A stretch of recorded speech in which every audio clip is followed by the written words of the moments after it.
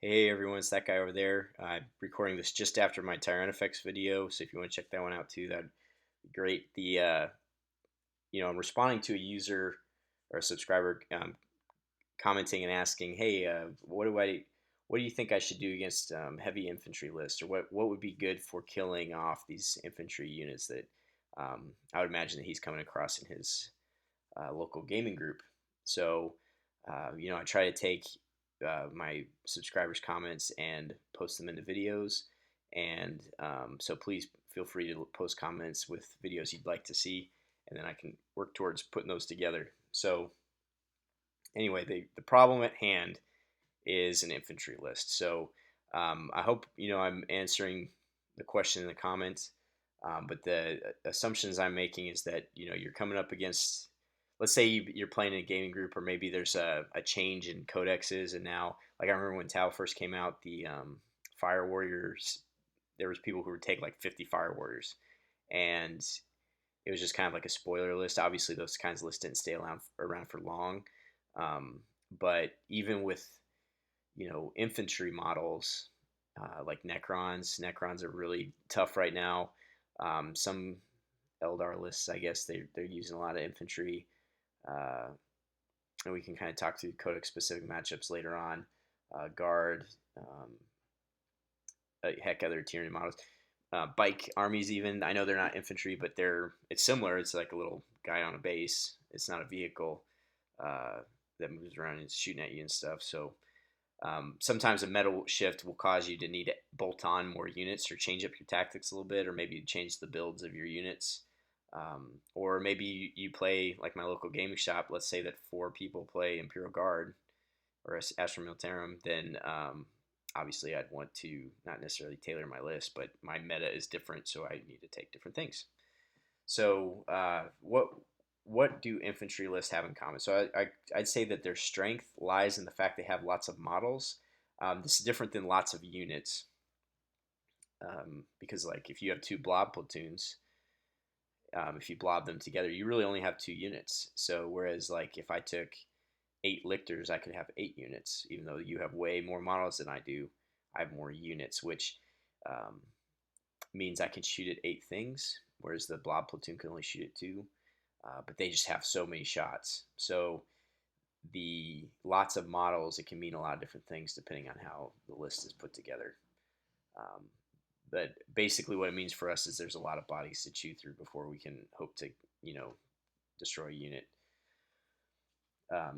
Having lots of infantry, like let's say like these battle companies now with Space Marines, you could have just a ton of dedicated transports, and that, even though there's a lot of infantry models, and really those are the things that you're gonna have to deal with at one point or another.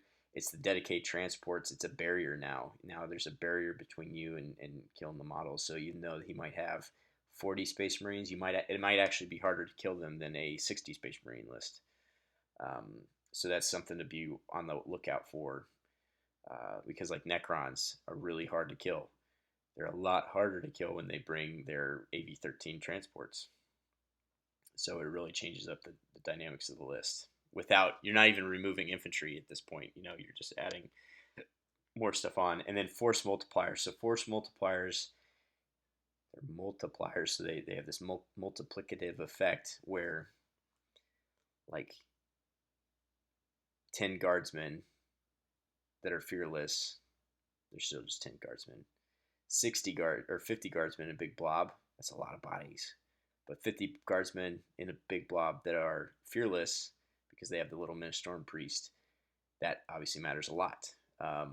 So the more models you have, the more effective your force multipliers are, which is why I would blob all my stuff together. And why I do with my gargoyles, I could take a whole bunch of little 15-man units, but I'd rather take big 30-man because like catalysts and things like that, the force multipliers are better. Um, Primaris Psychers doing the divination. There's a lot of reasons why you would blob up with infantry hordes to make your force multipliers better. So those are kind of the three main strengths I pulled out. If anybody has any others, please let me know. The weaknesses, cumbersome. Like it just really takes a lot of energy to move around that many models. I know because I've been playing Tyranids for so long. And they on the table they're kind of cumbersome because let's say that there's like a small defile in the middle of the table where all your big horde has to go through, but like theoretically I could just put 3 spore mines there and you're like, oh, I can't even move through here anymore. Just it kind of breaks the mechanics of the game. It's like, well, if you spread out 2 inches with between all your models, I can't actually move through there. So like there's just this long line of people and I can't walk past them. And you get blocked up, and you can block yourself up if you're like, crap, my close combat unit's over here, and then there's a shooting unit in the middle, and then on the left side something deep struck in, that like Terminators or something, and you're like, I wish my close combat guys could go after him, but they can't because I blocked myself. So that's something to use against your opponent, is kind of use his models against him. Slow. So that's one of the things I noticed when I played Necrons, is that they are very slow, especially if you take out their transports, and they're relentless. Like they just will not die. They're just mowing stuff down as they're walking across the table, but you can block them up, and that's where I found my greatest success against Necrons, is that my ability just to pin them in the corner, and then it'll be turn 4 before he breaks out, and that's kind of where I'm having trouble sealing the deal. Is it's like, well, it's turn 4, I can get to a couple of objectives and still win because you didn't hold me back long enough. So that's kind of where I'm stuck at right now, and but yeah, focusing on that slowness to maybe deploy your objectives in such a way that your opponent just will never get to them. And that's what I did in that game, is I deployed my way in the back and he deployed his kind of in the middle, and I just couldn't keep him off him long enough. And then not many firing sources. I kind of talked about this before. If you have a like Chaos Space Marines, if you took 20 Space Marines or Chaos Space Marines or whatever, and you have your couple of melta-guns in there, they can only all shoot at one target. They can't like split fire and stuff. Imperial Guard can, but you have to like pick one model now. So it's like, oh, I have an autocannon that can shoot over there, but then everything else has to shoot here. Or like Tau, it's like, man, I have 12 Fire Warriors, but they're just going to really wipe out this one Gene Stealer squad because I can't just allocate my shots wherever I want. So that's something to use against them too. So how do we get around these? So as far as devaluing some of the strengths, like that's kind of where my Tyranid model tactics was going, is that like the lots of models mentality, you've got to lower the amount of models somehow. You got to whittle them down. You got to soften them up before your main units get in there. And to be honest, if you have something really effective, like I'll find that I have like a wave of bugs, whether it be little bugs, medium-sized bugs, big bugs, going across the table. Every shot in my opponent's army is going to go into those unless I have something in the back that is shooting highly effective fire down into the blobs. If you're dropping like Biovore templates from across the table and it's picking up models, your opponent's going to be like, crap, I can't take any of these hits. So you're going to go after those guys. When really that's okay, because really by turn 3 they're not going to be as effective anymore because you're going to be stuck in. So you need to have something to whittle them down. And like I said in my last video, headquarters section and the troop section really aren't going to help you there. There's really nothing in there that's going to whittle something down for you. Even the elite section, the only thing I could think is if you took Pyrovores, maybe if you didn't have any heavy support, because Tyranid effects arguably are they're better. They're also 55 points more expensive, but they're probably worth those 55 points more to take them. But Pyrovores in a Tyranid site would be something, especially. But like if you paid for the Venom Cannon upgrade, they would be scattering back on your own guys, and you could very easily kill your Pyrovores with your own models. So I like Pyrovores just because people say they're terrible, but that's really the only thing that's going to help you against heavy infantry armies. That being said, if you take lictors, like a lot of lictors, that's kind of doing the not many firing sources, the weakness, they can't shoot at everything. If you take 8 lictors, they need 8 turns to kill all those lictors, right? Because they can only shoot one thing at a time. So if and lictors are their save isn't that great, but if you get like 6 lictors in combat with a guard platoon, you'll probably win combat every time. And and once you deal with like their fearless or whatever, if you can kill um,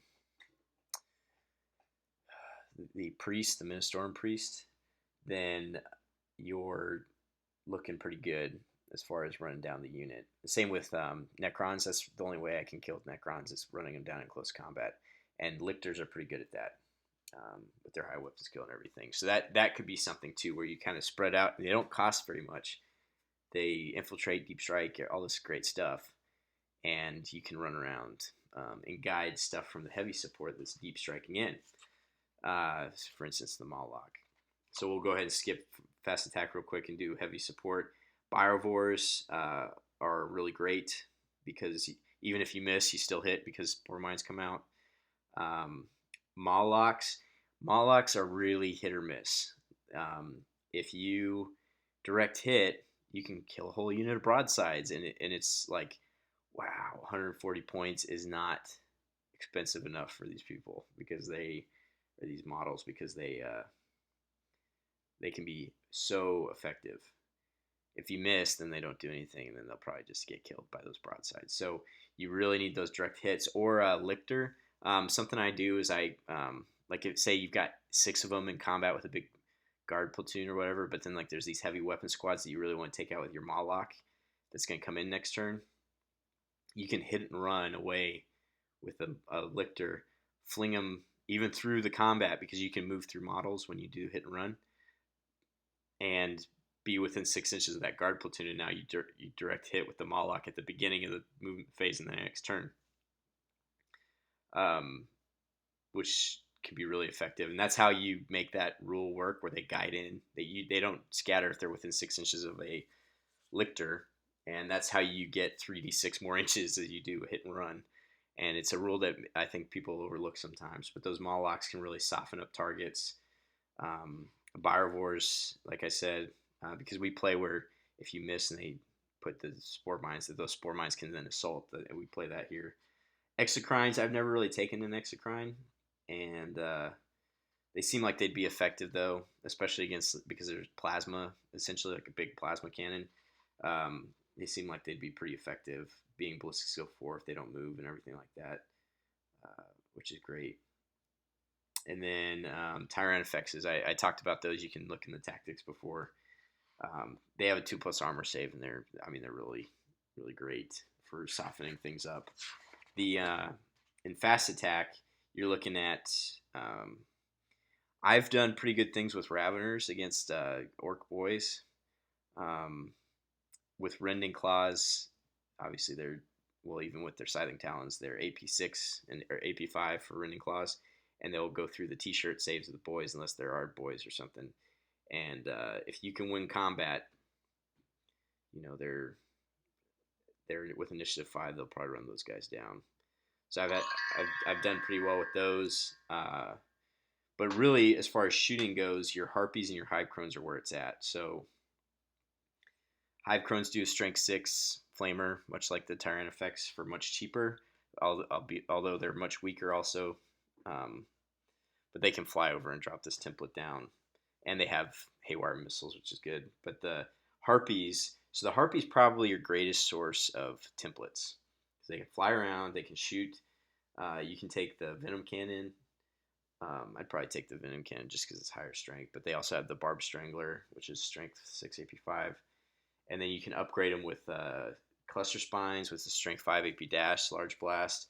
And then they can drop Spore Mine Cysts, which are Strength 4 AP4 Spore Mine templates. So they're probably your greatest, and they're only 135 points.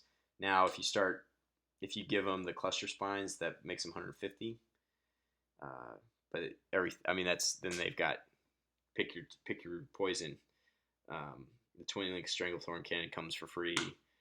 Spore Mine Cyst comes for free, and you just got all kinds of templates. You can drop Spore Mines and then shoot a gun at something different, and they're kind of good for that in that regard. That being said, I think a lot of people like Hive Crones better.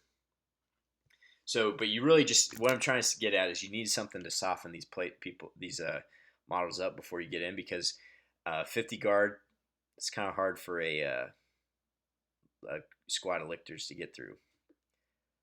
35 guard, because you hit them with a bunch of Biovore templates, and now the Biovores are taking fire because they're like, holy crap, they just killed a fourth of my, or a fifth of my my guard platoon. Then that's drawing fire away. So, because again, they can't shoot at very many targets. They can only shoot at however many units they have. Is how many times they can shoot, or how many other units they can shoot at. So, even Space Marines, if you get a couple of good hits in with the Biovores, and if you take that formation, we'll talk through formations before too, where you get an Exocrine and the Biovores and Squad Warriors, and your units get pinning. That's really good. So, and then dedicated transports, that's something I'm still trying to work through. I think I take 3 Flying Hive Tyrants with Electroshock Grobes, and that's just how I deal with the Necron transports, because there's nothing else we have that can do that. And I think that's kind of what you got to do. That's not really a tactic. That's a unit choice. Force multipliers, as far as picking units out or models out of a unit. Let's say you charge into a bike squad, and for whatever reason, your lictors can get into base contact with the apothecary, like if it's a command squad. You can snipe that guy out in close combat, because they don't consolidate. You're initiative 6. They don't consolidate until at least initiative 5, maybe initiative 4, probably for most bikes. And they have to take hits on the model that is in base contact with a model striking at that initiative step. So if all your lictors are initiative 6 and they're different units, if the guy's in base contact with the apothecary, you can take that guy down. And the apothecary for command squads is not a independent character, so you can't look out, sir. You can do the same with other units, like a commissar or something, but they get a 2+ lookout, sir. Being toughness 3, though, all it takes is 1, and then they're dead because you're strength 6. So that's something to keep in mind when you are moving your assaulting models. Try to get into base contact with a unit. It doesn't work like for gargoyles or something. If you charge in, you're not going to, because you're going to touch all the models. He doesn't have to take it on any one. He can pick any guy. It just has to be in base contact. But if you've got a Hive Tyrant swinging initiative 5 and nobody's piled in yet, you hit the guy you're in base contact with, and the wounds have to be on him. He can lookout sir them, as long as they have the lookout sir rule. But you, that's the way you can take out these force multipliers. As far as being, and then I guess the final tactic that I'll leave you with is something I'm working towards in my Galaga list. I call it the Galaga list because it's essentially 5 Sporocysts and a Turvagon. There's other stuff in it. There's the 3 Flying Hive Tyrants and blah, blah, blah, blah. There's gargoyles in there to move forward. So, but the Galaga list, it just spawns because the Sporocysts, and I really need to get a Sporocyst tactics up. You can upgrade them with the heavy venom cannons, which really slows the game down. I played against a Necron guy, and they just bounced off the AV-13 armor, but we had to roll them anyway because they might scatter onto something, and they didn't really do anything. It just slowed the game down. But if you did leave them bare bones, they're 75 points, and they spit out 3 spore mines each a turn. So if you got 5 of them, that's 15 a turn, and if you go for 6 turns, that's 60. No, 90 spore mines. And what my opponent was finding is, because you break the mechanics of the game, you there's no way to get around this. You move, you cast powers, you shoot, and then you assault. Well, if the spore mines have floated far enough across the table, because these spore sites can infiltrate, and then they put 6 inches out, and then the next turn they can run, and then they can move, and they only move half distance, but they're kind of far out there, because if you're infiltrated 18 inches away, now they're 12 inches away because they got pooped out 6 inches, and then you run maximum of 3 inches. So you see how you get there pretty quick. So you're like, I would like to move forward, but I can't because there's a spore mine in front of me, so I have to stand here. So like the Necrons that I played, shoot the 3 spore mines.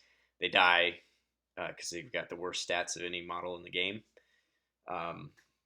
They don't award victory points because they ignore those special rules for missions.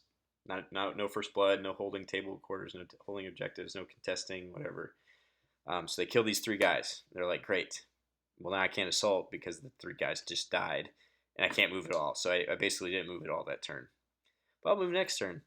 Well, I have a whole turn to put another little squad of spore mines up there. He's like, crap, I have to do it again. So the whole idea of the Galaga list is that you infiltrate right next to these objectives, and then you just spit out all these. And you don't have to have 5 of them. You can just take one and put him in the corner because he doesn't have instinctive behavior. And you just make a little cloud of spore mines to surround you, and it can hold an objective. Probably better than Ripper Swarms, to be honest. Um, and they're hard to get to because even my opponent had some flyers, and the flyers could not go where they wanted to go because the spore mines were all over the table. So that slow and cumbersome. You can really Tyranid's probably better than any other army because we have summoning without psychic powers.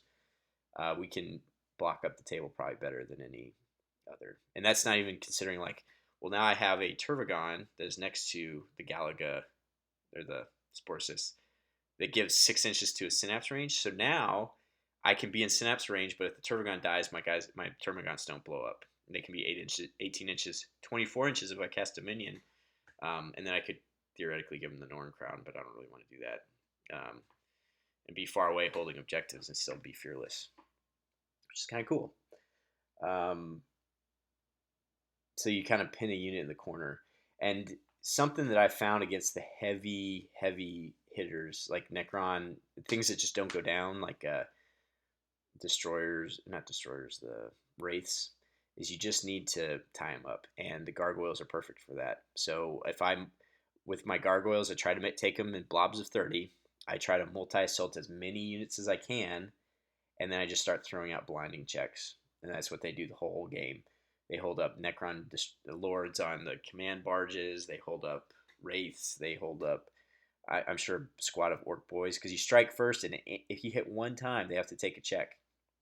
And on initiative 2, they'll probably fail it. Initiative 3 for guard, Space Marines will probably pass it.